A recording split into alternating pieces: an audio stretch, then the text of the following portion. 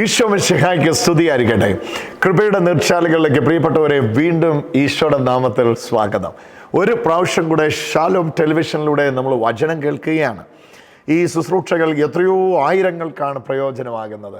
ഞാൻ പലയിടങ്ങളിൽ യാത്ര ചെയ്യുമ്പോൾ ശുശ്രൂഷകൾക്കൊക്കെ ആയിട്ട് പോകുമ്പോൾ വഴിയിൽ ആൾക്കാരിങ്ങനെ തടഞ്ഞു നിർത്തി ഷാലോം ടി വിയിലൂടെ കൃപയുടെ നീർച്ചാലുകൾ കാണുന്നവരാകട്ടോ എന്നിങ്ങനെ പറയുകയും സംസാരിക്കുകയൊക്കെ ചെയ്യുമ്പോൾ എന്ത് സന്തോഷമാണ്. ഒരു ദിവസം എപ്പോഴെങ്കിലും ദൈവം അനുവദിക്കുമ്പോൾ നിങ്ങൾ ഇടുക്കിയിലേക്ക് വരണം, പരുന്തുംപാറയിലേക്ക് വരണം. നമുക്ക് ഒരുമിച്ച് കാണാനും പ്രാർത്ഥിക്കാനുമുള്ള അവസരമാക്കി ആ അവസരങ്ങൾ മാറ്റണം. ഇത് ദൈവത്തിൻ്റെ വചനത്തിൻ്റെ ആഴങ്ങളിലേക്ക് പരിശുദ്ധാത്മാവ് നമ്മെ നയിക്കുന്ന സമയമാണ്. നോക്കൂ, റോമാലേഖനം 13-ാം അധ്യായത്തിലെ ചിന്തയാണ് കഴിഞ്ഞ ആഴ്ച നമ്മൾ ചിന്തിച്ചത്. പകൽ തീരാറായി, രാത്രി സമീപിച്ചിരിക്കുന്നു.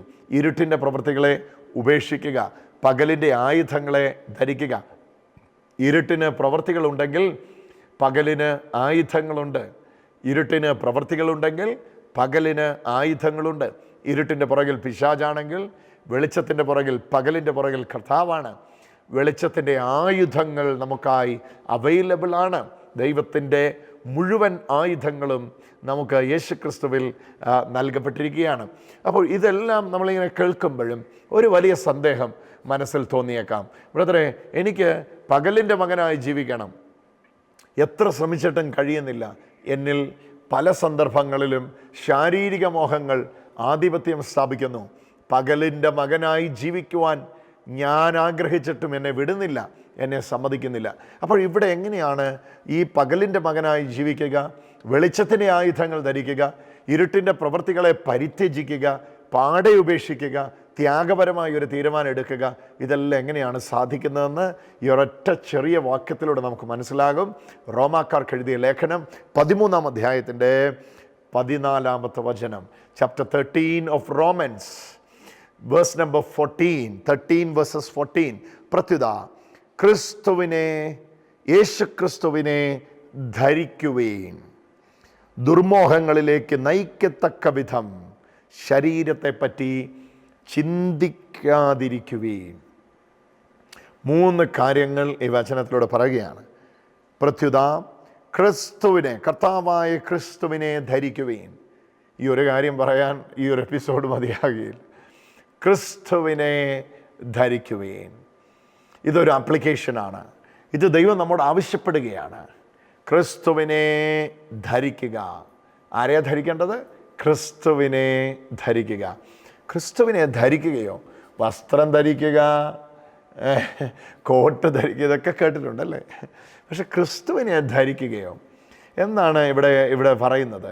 പ്രിയപ്പെട്ടവരെ, ഇത് നാം ചേർത്ത് വെക്കുമ്പോൾ നമുക്ക് മനസ്സിലാകുന്നത് ഇത് എഫെസോസ് 6-ലെ, റോമ 6-ലെ കണ്ടിന്യൂസ് ആയിട്ടുള്ള വിശദീകരണത്തിൻ്റെ തുടർമാനതയാണ് ഇവിടെ വരുന്ന ക്രിസ്തുവിനെ ധരിക്കുക എന്ന ചിന്ത. മാമോദീസ സ്വീകരിച്ചപ്പോൾ എന്താ സംഭവിച്ചതെന്ന് റോമാലേഖനം 6-ാം അധ്യായത്തിൽ പറയുന്നുണ്ട്. നാം ക്രിസ്തുവിനെ ധരിക്കുകയാണ് ചെയ്തിരിക്കുന്നത്. എഫെസോസ് 6-ാം അധ്യായത്തിൽ ദുഷ്ടൻ്റെ തീയമ്പുകൾക്കെതിരെയാണ് നിങ്ങൾ പോരാടേണ്ടിയത് എന്ന് പറയുന്ന ഭാഗത്തും അവിടെ ദൈവത്തിൻ്റെ സർവായുധ വർഗം ധരിച്ചുകൊള്ളുവീൻ എന്ന് നമ്മോട് പറയുന്നുണ്ട്. അപ്പോൾ എന്നാൽ ഈ വിഷയത്തിൽ ഏറ്റവും കൂടുതൽ നമുക്കൊരു പൂർണ്ണമായ അറിവ് നമുക്ക് കിട്ടുന്നത് റോമാലേഖനം 13-ാം അധ്യായത്തിൻ്റെ 14-ാമത്തെ വചനത്തിലാണ്. എന്താണ് ആ വചനത്തിൽ പറയുന്നത്? പ്രത്യുത ക്രിസ്തുവിനെ ധരിച്ചുകൊള്ളുവീൻ. ക്രിസ്തുവിനെ ധരിക്കുക എന്ന് പറഞ്ഞാൽ പകലിൻ്റെ മകനാവുക എന്നാണ് അർത്ഥം. ക്രിസ്തുവിനെ ധരിക്കുക എന്ന് പറഞ്ഞാൽ ക്രിസ്തുവിൻ്റെ ആധിപത്യത്തിലേക്ക് എൻ്റെ ചിന്തകളെയും എൻ്റെ വാക്കുകളെയും, കണ്ണും കൈയും നാവും ചെവിയും ഓർമ്മകളും വാക്കുകളും നടപ്പും എല്ലാം ക്രിസ്തു കേന്ദ്രീകൃതമാക്കുക. ക്രിസ്റ്റോസെൻട്രിക് ലൈഫ്, ക്രിസ്തു കേന്ദ്രീകൃതമായ ഒരു ജീവിതം. ഈശോയിൽ ഞാൻ ആരാണ് എന്ന തിരിച്ചറിവിലുള്ള ഒരു ജീവിതം. ഈശോയിൽ ഞാൻ ആരാണെന്നുള്ള തിരിച്ചറിവിലുള്ള ജീവിതത്തിൽ എന്താ സംഭവിക്കുന്നതെന്ന് മറക്കരുത് കേട്ടോ. എന്താ ഈശോയിൽ ഞാൻ ആരാണെന്നുള്ള തിരിച്ചറിവിലുള്ള ജീവിതത്തിൽ സംഭവിക്കുന്നത്? അതാണ് ഇവിടെ വായിക്കുന്നത്. നാം ഈശോയിൽ ആരാണെന്ന് തിരിച്ചറിയും തോറും നാം തിരിച്ചറിയുന്ന ഈശോ നമ്മിൽ സുരക്ഷിതത്വം സൃഷ്ടിച്ചു കൊണ്ടിരിക്കും. ഈശോയിൽ ഞാൻ, who am I in Christ, where am I in Christ? ക്രിസ്തുവിൽ ഞാൻ ആരാണ്? ക്രിസ്തുവിൽ ഞാൻ എവിടെയാണ്? ഈ ഒരു അറിവ് കിട്ടുന്തോറും ആ അറിവ് നിങ്ങളിൽ ഒരു വലിയ വസ്ത്രമായി, ഒരു ഉടുപ്പ് ധരിക്കുന്നത് പോലെ, നിങ്ങളൊരു വസ്ത്രം ധരിക്കുന്നത് പോലെ ക്രിസ്തുവിൽ ഞാൻ ആരാണെന്നുള്ള ബോധ്യം നമ്മിലേക്ക് ക്രിസ്തുവിനെ തന്നെ ധരിപ്പിക്കും. നമ്മുടെ സംരക്ഷണ വലയമായി, നമ്മുടെ സംരക്ഷണമായി ക്രിസ്തു മാറുകയാണ്. ഒരു സംരക്ഷണ ഭിത്തി തന്നെ ക്രിസ്തു നമ്മിൽ തീർക്കുകയാണ്. ഇതാണ് വാസ്തവത്തിലുള്ള ഈശോയിലുള്ള ജീവിതം. അതാണ് ഈ വചനത്തിൽ നമ്മൾ കാണുന്നത്. 13-ാമത്തെ വചനം മുതൽ വായിക്കണം. പകലിന് യോജിച്ച വിധം നമുക്ക് പെരുമാറാം. ആഗ്രഹമുണ്ട്. അയ്യോ, ഞാനെന്ത് ആഗ്രഹിക്കുന്നെന്നറിയോ? പകലിന് യോജിച്ച വിധം പെരുമാറാൻ. അസൂയ ഉണ്ടാകാതിരിക്കാൻ വേണ്ടി എന്തൊക്കെയാണ് ചെയ്യുന്നതെന്നറിയാം. പക്ഷേ അസൂയ എന്നെ പിടിക്കുകയാണ്. അത് അശുദ്ധമായ ഒരു സംഭാഷണം അധരത്തിൽ നിന്ന് വരാതിരിക്കാൻ ഞാൻ ആവോളം എൻ്റെ നാവിനെ സൂക്ഷിക്കുകയാണ്. പക്ഷേ ഞാനറിയാതെ എൻ്റെ നാവിലൂടെ അശുദ്ധമായ ഭാഷണങ്ങൾ കയറി വരികയാണ്. ഈ മേഖലയിലാണ് നമ്മളീ പലരും കൃപ നമ്മളിലുള്ളതിനെ അന്യാധീനപ്പെടുത്തുന്നത്. അത് വലിയ വാക്കാണ്, കൃപ നമ്മളുള്ളതിനെ അന്യാധീനപ്പെടുത്തുന്നത്. എൻ്റെ പ്രിയപ്പെട്ടവരെ, ഈ വചനം നമ്മളോട് സംസാരിക്കുന്നത് എന്താണെന്ന് ശ്രദ്ധിച്ച് കേൾക്കൂ. ഈ വചനം നമ്മോട് പറയുകയാണ്, ക്രിസ്തുവിനെ ധരിക്കുക. ക്രിസ്തുവിനെ, ഒന്ന് എന്നോട് ചേർന്ന് പറഞ്ഞേ, ക്രിസ്തുവിനെ ധരിക്കുക. കരമുയർത്തി എന്ന് പറഞ്ഞേ, ക്രിസ്തുവിനെ ധരിക്കുക. റോമ 13:14 ക്രിസ്തുവിനെ ധരിക്കുക, ക്രിസ്തുവിനെ ധരിക്കുക. എന്നിട്ട് ഈ ക്രിസ്തുവിനെ ധരിക്കുമ്പോൾ എന്താണ് സംഭവിക്കുന്നത്? നാം ക്രിസ്തുവിനെ ധരിക്കുകയാണ്. ധരിക്കുമ്പോൾ ദുർമോഹങ്ങളിലേക്ക് നയിക്കാത്ത വിധം ശരീരത്തെ പറ്റി ചിന്തിക്കാതിരിക്കുവീൻ. ദുർമോഹങ്ങളിലേക്ക് നയിക്കുന്നത് ശരീരമാണ്. ദുർമോഹങ്ങളിലേക്ക് നയിക്കുന്നത് ആത്മാവല്ല. ആത്മാവ് നല്ല അഭിഷേകത്തിലുള്ള മോഹങ്ങളിലേക്കാണ് നമ്മെ നയിക്കുന്നത്. ദുർമോഹങ്ങളിലേക്ക് നമ്മെ നയിക്കുന്നത് ശരീരമാണ്. അപ്പം അതിനെക്കുറിച്ച് ചിന്തിക്കാതിരിക്കുക. ചിന്തിക്കാതിരുന്നാൽ പ്രവർത്തിക്കാതിരിക്കും. പ്രവർത്തിക്കാതിരുന്നാൽ അതിൽ വിജയിക്കാൻ കഴിയും. സോ എവിടുന്ന എല്ലാം ആരംഭിക്കുന്നത്? ചിന്തയിൽ നിന്നാണ് എല്ലാം ആരംഭിക്കുന്നത്. ചിന്തയെ ജയിക്കുന്നവൻ, ചിന്തയെ ആര് ജയിക്കുന്നു അവൻ ജയാളിയായി കഴിഞ്ഞു. സകല പ്രവൃത്തികളുടെയും ആരംഭം ചിന്തയിൽ നിന്നാണ്. മോഹം ഗർഭം ധരിച്ച് പാപത്തെ പ്രസവിക്കുന്നു. മോഹമാണ് ഗർഭം ധരിക്കുന്നത്, പാപത്തെയാണ് പ്രസവിക്കുന്നത്. സോ പാപം ആരംഭിക്കുന്നത് എവിടെയാണ്? പാപം ആരംഭിക്കുന്നത് പാപത്തിലല്ല, പാപം ആരംഭിക്കുന്നത് മോഹത്തിലാണ്. മോഹം ഗർഭം ധരിച്ച് പാപത്തെ പ്രസവിക്കുകയാണ്. അപ്പോൾ എവിടെയാണ് ഞാൻ വീഴുന്നത്? എവിടെയാണ് എൻ്റെ പതനം? എവിടെയാണ് നമ്മുടെ പതനം? നമ്മുടെ പതനം ചിന്തയിലാണ്. ആ വ്യക്തിയോട് അങ്ങനെ സംസാരിക്കണമെന്ന് ചിന്തിച്ചപ്പോഴാണ് ആ വ്യക്തിയോട് അങ്ങനെ സംസാരിച്ചത്. അത് കടക്കുകൂട്ടാതെ ഒരു കാര്യവും നമ്മൾ ചെയ്യുന്നില്ല. നിങ്ങൾ കൈ ഉയർത്തുന്നതിന് പോലും മുമ്പ് കൈ ഉയർത്തണമെന്ന് ചിന്തിച്ചിട്ടുണ്ട്. കണ്ണ് തുറക്കുന്നതിന് മുമ്പ് കണ്ണ് തുറക്കണമെന്ന് ചിന്തിച്ചിട്ടുണ്ട്. നിങ്ങൾ എന്നെ കേൾക്കുന്നതിന് മുമ്പ് ഇതെനിക്ക് കേൾക്കണമെന്ന് ചിന്തിച്ചിട്ടുണ്ട്. നിങ്ങൾ ചിന്തിക്കാതെ നിങ്ങൾക്ക് ഒരു കാര്യം ചെയ്യാൻ പറ്റില്ല. നിങ്ങളൊരു പക്ഷേ പറഞ്ഞോ, ഞാൻ ചിന്തിക്കാതെ അല്ല. നോ. മനനം ചെയ്യുന്നവനാ മനുഷ്യൻ. മനനം ചെയ്യാന്ന് പറഞ്ഞാൽ എന്നെ ചിന്തിക്കുക. മൃഗാദികളിൽ നിന്നും പക്ഷിലതാദികളിൽ നിന്നും മനുഷ്യനുള്ള വ്യത്യാസങ്ങളിൽ ഒരു അത്യപൂർവമായ വ്യത്യാസം എന്താണെന്നറിയാം? ചിന്താശക്തിയുള്ളവനാണ് മനുഷ്യൻ. അതുകൊണ്ടാണ് പിശാച് ആ ചിന്തയാണ് ആദ്യമേ ആക്രമിച്ചത്. ഇത് തിന്നുന്ന നാളിൽ നീ ദൈവത്തെ പോലെ ആകുമെന്ന് പറഞ്ഞപ്പോൾ ഉടനെ ചിന്തിക്കുകയാണ്, ഞാനപ്പോൾ ഇത് തിന്നാം, ഞാനിത് തിന്ന് ദൈവത്തെ പോലെ ആകാം. സോ ആ ചിന്തയിൽ നിന്നാണ് കൈ നീളുന്നത്, പഴം പറിക്കുന്നത്, കഴിക്കുന്നത് എല്ലാം ആരംഭിക്കുന്നത് ചിന്തയിൽ നിന്നാണ്.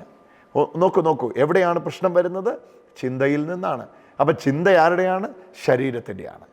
അതുകൊണ്ടാണ് വചനം പറയുന്നത് ക്രിസ്തുവിനെ ധരിച്ചുകൊള്ളുവീൻ. അപ്പോൾ ഇത് എക്സ്റ്റേണലാണ്, ഇൻറ്റേണൽ അല്ല. ആന്തരികമായി ക്രിസ്തുവിനെ ധരിക്കുന്ന കാര്യമല്ല ഇവിടെ പറയുന്നത്. നമ്മുടെ ആത്മാവിൽ ഓഫ് കോഴ്സ് ക്രിസ്തുവാണ് വസിക്കുന്നത്. എന്നാൽ നമ്മുടെ അവയവങ്ങളിൽ ക്രിസ്തുവിനെ ധരിക്കുന്ന കാര്യമാണ് ഈ പറയുന്നത്. ഒന്നുകൂടെ ആ വചനം നോക്കൂ. പ്രത്യുത കർത്താവായ ക്രിസ്തുവിനെ ധരിക്കുവീൻ. കർത്താവായ ക്രിസ്തുവിനെ ധരിക്കുവീൻ. ദുർമോഹങ്ങളിലേക്ക് നയിക്കാത്ത വിധം ശരീരത്തെ പറ്റി ചിന്തിക്കാതിരിക്കുവീൻ. ശരീരത്തെ പറ്റി ചിന്തിക്കാതിരിക്കുവീൻ. അപ്പോൾ എന്താ പറഞ്ഞതിൻ്റെ അർത്ഥം? ഞാൻ ഇനി എൻ്റെ ഷുഗർ നോക്കണ്ട, ഞാനിനി എൻ്റെ കൊളസ്ട്രോൾ നോക്കണ്ട, ഞാനിനി ഫുഡ് ഡയറ്റേ നോക്കേണ്ട ആവശ്യമില്ല, ഞാനിപ്പോൾ ഉറങ്ങേണ്ട തന്നെ കാര്യമില്ല. കാരണം ശരീരത്തെപ്പറ്റി ചിന്തിക്കാതിരിക്കുകയും എന്നാണ് വചനം പറയുന്നത്. വെള്ളം കുടിക്കുകയേ ചെയ്യേണ്ട ആവശ്യമില്ല, ഉറങ്ങേണ്ട ആവശ്യമില്ല, ഉണരേണ്ട ആവശ്യമില്ല. ഉറങ്ങുന്നവർ ഫുൾ ടൈം ഉറങ്ങിയിരിക്കട്ടെ, ഉണർന്നവർ ഫുൾ ടൈം ഉണർന്നിരിക്കട്ടെ, കഴിക്കുന്നവർ കഴിച്ചുകൊണ്ടിരിക്കട്ടെ, കഴിക്കാത്തവർ ഭക്ഷണം തൊടാതിരിക്കട്ടെ. ഇതാണോ ഈ പറഞ്ഞതിൻ്റെ അർത്ഥം? ഇതാണോ ഈ പറഞ്ഞതിൻ്റെ അർത്ഥം? അല്ല. ശരീരത്തെ പറ്റി ചിന്തിക്കാതിരിക്കുക എന്ന് പറയുന്നത് ശരീരത്തിൻ്റെ ദുഷ്പ്രേരണകളെപ്പറ്റി ചിന്തിക്കാതിരിക്കുക എന്നാണ്. ശരീരത്തിൻ്റെ ദുഷ്പ്രേരണകൾ എന്താണ്? അതാണ് തൊട്ടുമേളത്തെ വാക്യങ്ങൾ കണ്ടത്. കലഹമാണത്, അസൂയയാണത്, അവിഹിത വീഴ്ചയാണത്, മദ്യാസക്തിയാണത്, കാമഭ്രാന്താണത്, നിയന്ത്രണമില്ലാത്ത വാക്കുകളാണിത്, ചിന്തയിൽ കാടുകയറുകയാണ്. ഞാൻ അനാഥനാണെന്നുള്ള ചിന്ത പോലും പാപമാണ്. കാരണം ക്രിസ്തുവിൽ ഞാൻ അനാഥനല്ല, ഞാൻ ബന്ധനത്തിലാണെന്ന് ഞാൻ ചിന്തിക്കുന്നത് തന്നെ തെറ്റാണ്. കാരണം അവിടുത്തെ കുരിശിൽ എൻ്റെ മുഴുവൻ ബന്ധനം അവിടുന്ന് എടുത്തു മാറ്റിയിരിക്കുന്നു. ഞാൻ ശാപത്തിൻ്റെ കീഴിലാണെന്ന് ഇന്ന് ചിന്തിച്ചെങ്കിൽ ആ ചിന്ത തന്നെ പാപമാണ്. എങ്ങനെയാ ചിന്ത പാപമാകുന്നത്? ആ ചിന്ത പാപമാകുന്നത് ആ ചിന്തയുടെ അടിത്തറയിൽ തന്നെ പാപം പ്രവേശിച്ചിരിക്കുന്നു എന്നുള്ളത് കൊണ്ടാണ്. എന്താണ് ആ ചിന്തയുടെ അടിത്തറയിൽ പ്രവേശിച്ചിരിക്കുന്ന പാപം? അതാണ് നമ്മൾ ഈ വാചനത്തിൽ കാണുന്നത്. ക്രിസ്തുവിന് വിരോധമായ ചിന്തകൾ. എന്നിലിരിക്കുന്ന ക്രിസ്തു എന്നെ നയിക്കുന്നത്, എന്നെ ചിന്തിപ്പിക്കുന്നത് നന്മ ചെയ്യാനാണ്, കൃപയിൽ ജീവിക്കാനാണ്, അഭിഷേകത്തിൽ ജീവിക്കാനാണ്. എന്നാൽ എന്നിൽ വ്യാപിക്കുന്ന ശാരീരിക മോഹങ്ങൾ എന്നെ നയിക്കുന്നത് നന്മ ചെയ്യാനല്ല, തിന്മ ചെയ്യാനാണ്, ദ്രവ്യാസക്തികളിൽ ജീവിക്കുവാനാണ്, സുഖലോലുപതയുടെ മടിത്തട്ടിലേക്ക് അമരുവാനാണ്. ഇവിടെയാണ് ഒന്നൊന്നിന് ശത്രുത്വമായി നിൽക്കുകയാണ്, ഒന്നൊന്നിനെതിരായി നിൽക്കുകയാണ്. ഈ വചനം കേൾക്കുമ്പോൾ ഏറ്റവും പ്രധാനപ്പെട്ടതായിട്ട് ശ്രദ്ധിക്കേണ്ടത് ഈ വചനമാണ്. റോമ 13:14 വചനം ഇങ്ങനെ പറയുന്നു: കർത്താവായ ക്രിസ്തുവിനെ, കർത്താവായ യേശു ക്രിസ്തുവിനെ ധരിക്കുവീൻ. കർത്താവായ യേശു ക്രിസ്തുവിനെ ധരിക്കുവീൻ. ദുർമോഹങ്ങളിലേക്ക് നയിക്കത്തക്ക വിധം ശരീരത്തെ പറ്റി ചിന്തിക്കാതിരിക്കുവീൻ. ചിന്തയിലേക്ക് ക്രിസ്തുവിൻ്റെ ആധിപത്യത്തെ അനുവദിക്കുവീൻ. ഹല്ലേലൂയ, ഹല്ലേലൂയ, ഹല്ലേലൂയ, ഹല്ലേലൂയ. ചിന്തയിലേക്ക് ക്രിസ്തുവിൻ്റെ ആധിപത്യത്തെ അനുവദിക്കുവീൻ. ചിന്തയ്ക്ക് കടിഞ്ഞാണിടുവീൻ. ചിന്തിക്കുന്നെല്ലാം പറയാതിരിക്കുവീൻ, പറയുന്നതെല്ലാം ചിന്തിക്കാതിരിക്കുവീൻ. കേൾപ്പാൻ വേഗതയുള്ളവരാകുവീൻ. പെട്ടെന്ന് കേട്ടോണം, പക്ഷെ സംസാരിക്കാൻ തിടുക്കമില്ലാത്തവരാകുവീൻ. വളരെ കുറച്ച് സംസാരിക്കുക, കൂടുതൽ കേൾക്കുക. അവിടെ ഒരു വലിയ അഭിഷേകമുണ്ട്. ഇത് എന്തിനാദ്യം പറഞ്ഞ ക്രിസ്തുവിനെ ധരിക്കുക, എന്നിട്ട് രണ്ടാമത് പറഞ്ഞത് ഇനി ദുർമോഹങ്ങളിലേക്ക് നയിക്കത്തക്ക വിധം ശരീരത്തെപ്പറ്റി ചിന്തിക്കാതിരിക്കുക. ആദ്യം പറഞ്ഞ ക്രിസ്തുവിനെ ധരിക്കുക. ആദ്യം പറഞ്ഞ ക്രിസ്തുവിനെ ധരിക്കുന്നതിലൂടെ മാത്രമേ ചിന്തിക്കാതിരിക്കാൻ പറ്റുകയുള്ളൂ. സ്വയമായിട്ട് ചിന്തിക്കാതിരിക്കാൻ പറ്റുകയില്ല. അപ്പോൾ അതുകൊണ്ട് ആദ്യം പറഞ്ഞ ക്രിസ്തുവിനെ ധരിക്കുവീൻ. ആദ്യമേ വിശദീകരിച്ച് പറയുകയാണ്, ക്രിസ്തുവിനെ ധരിക്കുവീൻ. പിന്നത്തേതിലാണ് പറയുന്നത് ക്രിസ്തുവിനെ ധരിച്ച നീ, ക്രിസ്തുവിനെ ധരിച്ച നീ. അത് അവിടെ രണ്ടാമത് പറയുന്നത്, ക്രിസ്തുവിനെ ധരിച്ച നീ എന്ത് ചെയ്യണം? ദുർമോഹങ്ങളിലേക്ക് നയിക്കത്തക്ക വിധം ശരീരത്തെ പറ്റി ചിന്തിക്കാതിരിക്കുവീൻ. ആരാ ചിന്തയെ നിയന്ത്രിക്കുന്നത്? കർത്താവാ നിയന്ത്രിക്കുക. ആരാ അനുവദിക്കേണ്ടത്? ഞാൻ അനുവദിക്കേണ്ടത്. ഓരോ തവണ ക്രിസ്തുവിനെ അനുസരിക്കുമ്പോഴും ഓരോ ചിന്തയും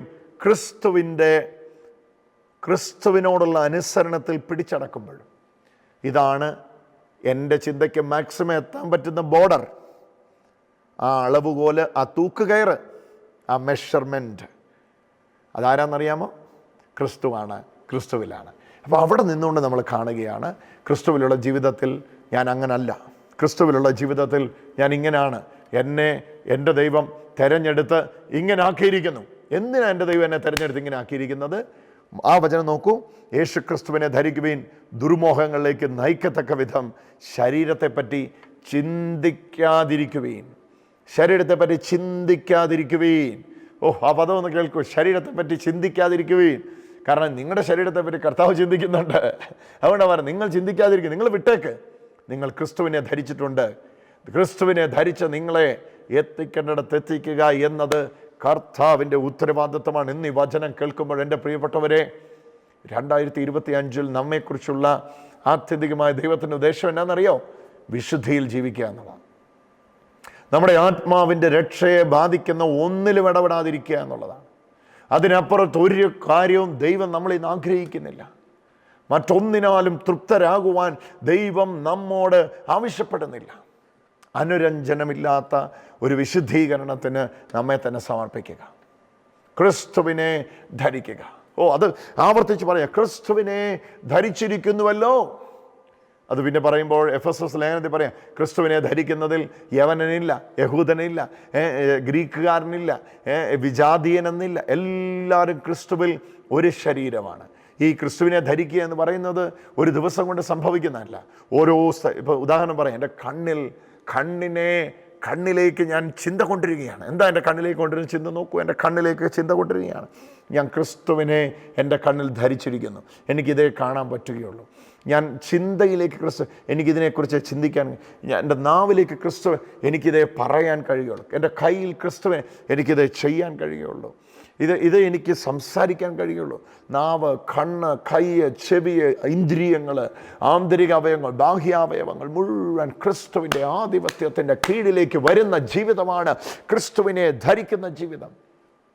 ദൈവമേ, ഇത് അന്യമായ ഒന്നല്ല, ഇത് സ്വന്തമായതാണ്. എങ്ങനെയാണ് ഇത് സ്വന്തമായതാകുന്നത്? അതാണ് നമ്മൾ ഈ വചനത്തിൽ കാണുന്നത്.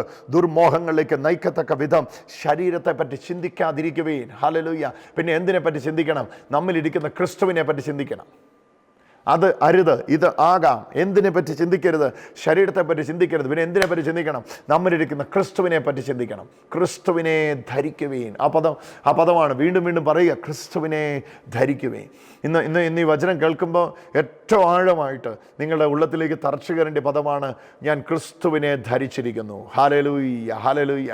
അവരെന്ത് ചെയ്തോട്ടെ, മന്ത്രവാദമോ ആഭിചാരമോ അസൂയയോ അപവാദമോ ആക്രമണമോ ഇടമോ വലവോ മുമ്പോ പുറകോ എന്ത് തന്നെ, ആര് തന്നെ, എവിടെ വേണേ, എങ്ങനെ വേണേ ചെയ്തോട്ടെ, എനിക്കൊരു കാര്യമേ പറയാനുള്ളൂ, ഞാൻ ക്രിസ്തുവിനെ ധരിച്ചിരിക്കുന്നു. ഒന്നിനും തളർന്നീടരുതേ, കണ്ണുനീർ വഴി പോയിടിലും മന്നരിൽ മന്നവൻ നിന്നോടു കൂടെ, എന്നും അവൻ നിന്നെ വഴി നടത്തും. മന്നരിൽ മന്നവൻ നിന്നോടു കൂടെ, എന്നും അവൻ നിന്നെ വഴി നടത്തും.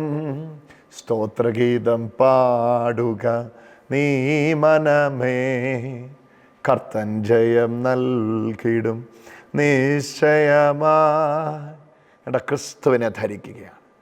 ഇത് ഇന്ന് കൃപയുടെ നീർച്ചാലുകൾ ശുശ്രൂഷകളിൽ പങ്കെടുക്കുമ്പോൾ ഇപ്പം നമ്മൾ കേൾക്കാൻ പോകുന്ന സാക്ഷ്യം ദൈവം വ്യക്തികളുടെ ജീവിതത്തിൽ ചെയ്യുന്ന അത്യപൂർവമായ അത്ഭുതത്തിൻ്റെ സാക്ഷ്യങ്ങളാണ്. എൻ്റെ പ്രാർത്ഥന ഇതാ, കർത്താവ് ഇന്ന് ഈ സാക്ഷ്യം കേൾക്കുമ്പം മറ്റൊരു സാക്ഷ്യം ഉളവാകണമെന്ന്. അങ്ങനെയാണ് ഞാൻ പ്രാർത്ഥിക്കുന്നത്. അഭിഷേകത്തിൽ നിറയാം, കൃപയിൽ നിറയാം. പരിശുദ്ധാത്മാവ് നമ്മെ വിളിച്ചിരിക്കുന്നു.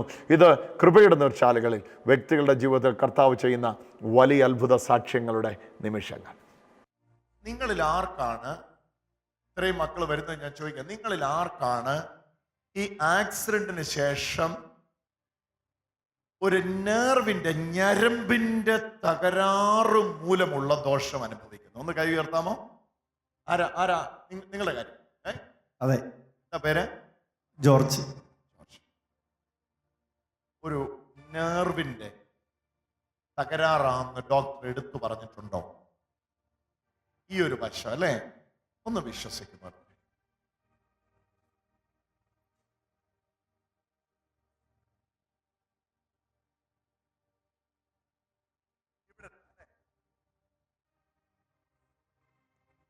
ഈ കയ്യിലേക്ക് ഇപ്പോൾ ലഭിക്കുന്നത് ഈശോയുടെ ജീവനാണ്. യേശുവിന്റെ നാമത്തിൽ ഹല്ലേലൂയ. മുറിഞ്ഞു പോയതും ക്ഷതം സംഭവിച്ചതുമായ അസ്ഥി നാഡി ഞരമ്പുകളെ യേശുവിന്റെ നാമത്തിൽ ജീവിപ്പിക്കുന്ന ഈശോയെ ഈ മകനിലേക്ക് ഇറങ്ങി വരണമേ. യേശുവിന്റെ നാമത്തിൽ എല്ലാവരും ഒന്ന് കൈ ഉയർത്തി പിടിച്ച് സ്തുതിച്ചോ.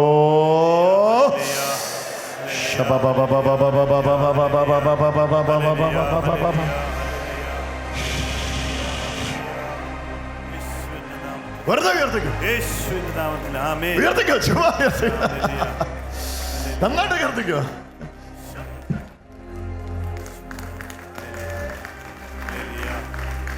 എന്നാ കരയുന്നേ? സന്തോഷം, സന്തോഷം കൊണ്ട്, സന്തോഷം കൊണ്ട്. ഉയർത്തിക്കേ.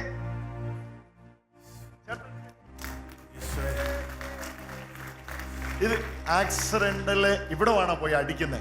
ബാക്കിലേക്ക് അടിച്ചോണ്ട് ബാക്കിലേക്ക് കൈ ഇങ്ങനെ അടിച്ചു. ആക്സിഡന്റിൽ ഇത് പുറകോട്ട് പോയി, ബാക്കിലേക്ക് വണ്ടി കൈ ഇടിച്ചപ്പോഴേക്ക് വണ്ടി കൈ ബാക്കിലേക്ക് ഇവിടെയാ വന്ന് ഇടിക്കുന്നേ. ഷേക്ക് ചെയ്താണ്. അതിന്റെ ശേഷമായി പ്രശ്നം. ഒന്നുമില്ലായിരുന്നു. ജീസസിനെ ഹല്ലേലൂയ. ഹല്ലേലൂയ. പോയി അച്ഛന്റെ ബ്ലെസ്സിംഗ് മേടിച്ചു. പിതാവിൻ്റെയും പുത്രൻ്റെയും പരിശുദ്ധാത്മാവിൻ്റെയും നാമത്തിൽ ആമേൻ. സ്വർഗസ്ഥനായ ഞങ്ങളുടെ പിതാവേ, ഇതാ ഈ സമയത്ത് ലോകം മുഴുവൻ വചനം കേൾക്കുന്ന എല്ലാ മക്കളെയും സമർപ്പിക്കുന്നു. ഇന്ന് ഞങ്ങൾക്ക് കൃത്യമായി ആ കാര്യം പിടികിട്ടിയിരിക്കുന്നു, ഞങ്ങൾക്ക് മനസ്സിലായിരിക്കുന്നു. ചിന്തയിലാണ് എല്ലാ പ്രശ്നവും കിടക്കുന്നത്. കർത്താവേ, ഇത് മുന്നേ അറിയാൻ പറ്റിയില്ലല്ലോ, ഇതിനെക്കുറിച്ചൊന്നും മനസ്സിലാക്കാൻ പോലും കഴിഞ്ഞില്ലല്ലോ. എന്നാൽ ക്രിസ്തുവിനെ ധരിക്കുന്നതിലൂടെ ശരീരത്തിൻ്റെ ചിന്തകളെ തന്നെ പിടിച്ചു കെട്ടാൻ കഴിയുമെന്ന് ഞങ്ങൾ മനസ്സിലാക്കുന്നു.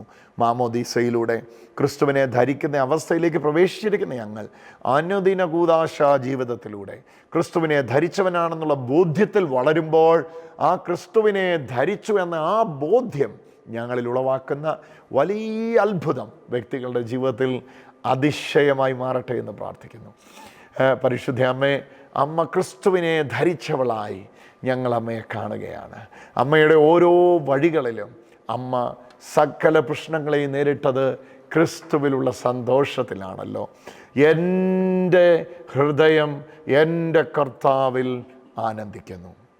അത് പൂർണ്ണമായ ബോധ്യത്തിൽ നിന്ന് അമ്മയുടെ വാക്ക്, എൻ്റെ ഹൃദയം എൻ്റെ കർത്താവിൽ, അവൻ്റെ ചിത്തത്തിൽ, അവൻ്റെ ഹിതത്തിൽ എൻ്റെ ഹൃദയം ആനന്ദിക്കുന്നു. അത് ദൈവത്തിൽ മറയുന്ന അവസ്ഥയാണല്ലോ.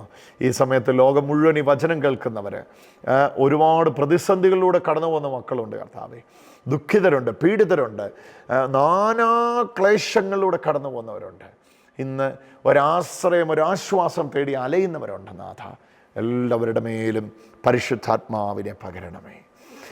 ഒരു കൃപയുടെ നീർച്ചാല് എല്ലാവരുടെ ജീവിതത്തിൽ ഒഴുകട്ടെ എന്ന് പ്രാർത്ഥിക്കുകയാണ്.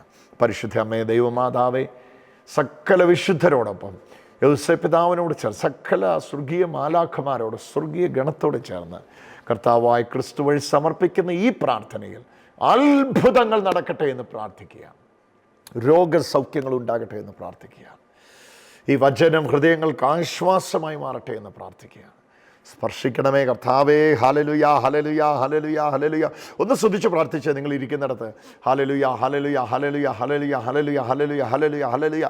ഒരു ചൂടേറിയ ഒരു സ്പർശനം കർത്താവേ തണുത്തുറഞ്ഞ ജീവിത ശൈലിയിലേക്ക് ഇപ്പോൾ പകരണമേ. ക്രിസ്തുവിലുള്ള മനുഷ്യരായി ഞങ്ങൾ ഉയർത്തെഴുന്നേൽപ്പിക്കണമേ. കർത്താവായ ക്രിസ്തു വഴി സമർപ്പിക്കുന്ന പ്രാർത്ഥന കേട്ടരുളയണമേ. ആമേ. ഈശോ മിശിഹായ്ക്കും സ്തുതിയായിരിക്കട്ടെ. പ്രിയപ്പെട്ടവരെ, കൃപയുടെ നീർച്ചാലുകൾ എല്ലാ ബുധനാഴ്ചയും ഇതേ സമയത്ത് ഷാലോം ടെലിവിഷനിൽ എപ്പോഴും ഇൻ്റർനെറ്റിൽ അവൈലബിൾ ആണ്. ഇത് കേൾക്കുക, ഈ വചനം ആഴമായി മനസ്സിലാക്കുക.